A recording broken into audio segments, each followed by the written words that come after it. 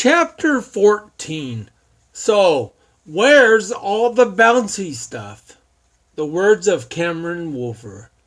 My dad's story, he would say, is first and foremost centered on his faith in Jesus Christ and the will of God the Father. I would also say that this is a testimony to the hope and the human spirit that comes from that faith. In other words, my dad could have given up immediately following his diagnosis. He could have let that knowledge best him. He could have chosen to withdraw emotionally from his family, using the excuse of his disorder as a crutch. But he didn't. He instead became a witness to the fact that we need to carry the cross of our lives with thanksgiving and faith, and that it will not always be ours to bear. He even now stands to encourage others with ataxia to keep fighting and be thankful for the ability to fight.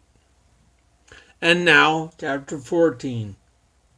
The thought occurs to me that there lies a very distinct possibility that up to this point, things could have gone considerably smoother.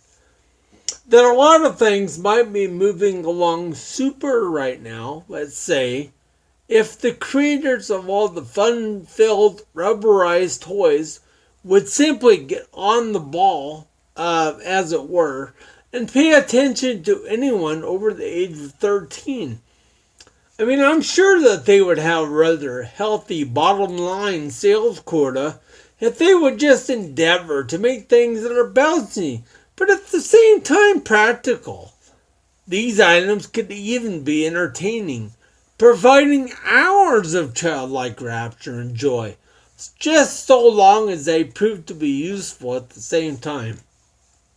Well, the term useful for me would be the absence of the need to continually stoop down to the floor to retrieve a large variety of, well, it's pretty much a comprehensive list, one that includes almost everything.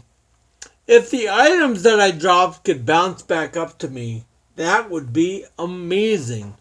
Anything and everything that I had intentioned from the very beginning not to bobble and inevitably lose control of. The list would not necessarily need to cover everything though, just almost everything. I wouldn't always have a need for the instant bounce back convenience. If for one reason or another I was dropping, say, a dime or a hint, a name or a pin, or even dropping a shoe, unless, of course, it was an actual shoe, because then I would need it to return to me.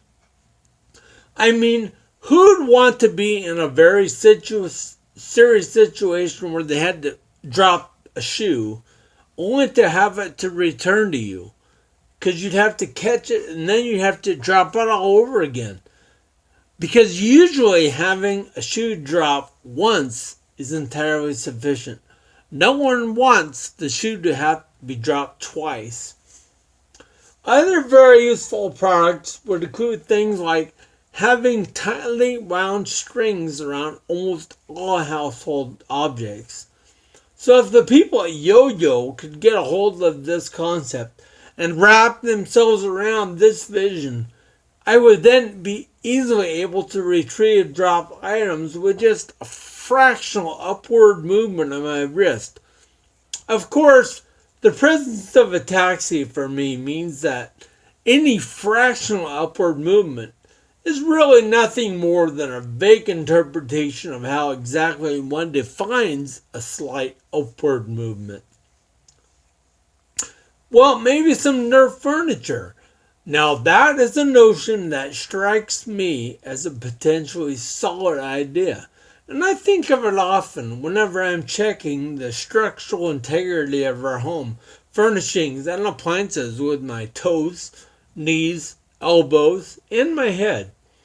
If the makers of Nerf products would just stop sponging off our adolescent desires and stop inventing new ways in which to shoot foam darts at one another, I mean, how many ways can they make a toy gun, bazooka, or bow and arrow? Instead, if they would start manufacturing things for practical household applications, I know that I, for one, and several of my other appendages, would very much appreciate that effort. Children today are already overloaded with more toys than I ever saw as a kid, even though during every Christmas when I was growing up, I scoured through thick catalogs that were full of desirable toys. Besides, I really don't see a need for today's adolescents to have yet another way to shoot at each other.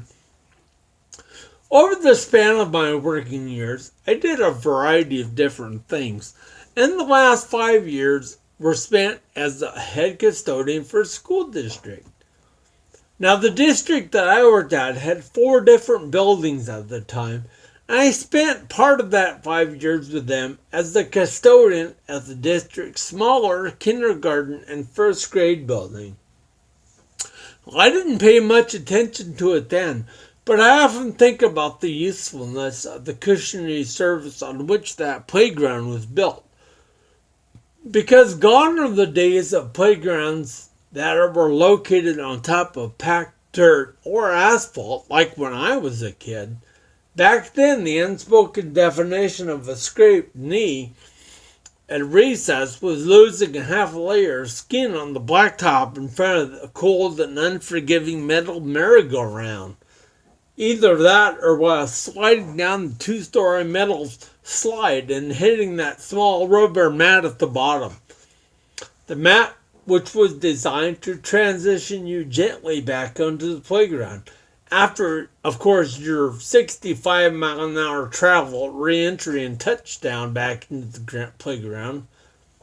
Well, that speed might be a slight exaggeration, but we did achieve some pretty high velocities because we would bring large sheets of wax paper to school to aid us in our need for speed. The school nurse / the head lunch cook would then slap a Band-Aid onto your abrasion. If the wound was too big or the blood loss was simply just too high, they would perform a simple skin graft by nonchalantly removing a patch from your backside and applying it to the wound. Back then, they might have even called out all the stops and called your parents. Maybe. Any broken arm, split lip, or bloody nose, which was acquired while at recess, was worn like a badge of honor. There were times when we would even sneak behind the bus shed and have a good friend punch us in the nose, for no other reason than we could claim it to be a casualty of the playground experience. Okay, I know that's a slight exaggeration again, because anyone could punch you in the nose behind the bus shed. It didn't just have to be a good friend. Anybody that was packing a fist could do. But this is not the case today, because what the kids had at the school where I worked was a surface to fall on that was made up of rubber chips. I mean, the worst thing that they faced when they fell off the equipment was the need to brush themselves off when they stood up. The modern playground is making the need for Band-Aids, as we knew them, to be obsolete. The only injuries that occur on the playground now happen when one child will run into another of their classmates because they were caught up in the imagination of their own world and they weren't paying attention to anything around them.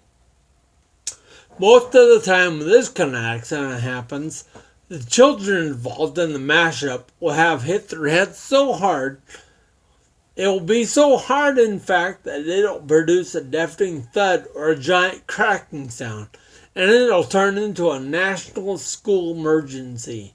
But in my day, we would shake that kind of thing off as a minor accident and chalk up the encounter to the beginning of a rousing game of tackle tag. But back to my original point though, which is that I could use the concept of a rubbery surface to fall on inside my house. No, it wouldn't be incredibly practical, but the results of any fall would seem to make up for that inconvenience, especially if the surface was springy enough to propel me back to a standing position. There is a chance that I might even begin to get used to the idea of falling in this type of environment.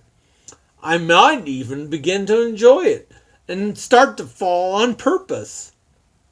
Perhaps I would even then start to vary my upward return to standing position by learning some new tricks, like a half twist or a somersault before I land on my feet. Well, in my youth, one of the ways that we showed true friendship and camaraderie for each other was by sharing little jabs and insults. One of these verbal jabs was to tell the other person that, in your opinion, they needed to spend some time in a rubber room.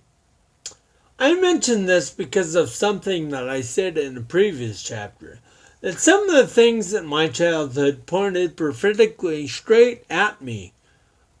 Because a rubber room isn't looking like such a bad idea these days.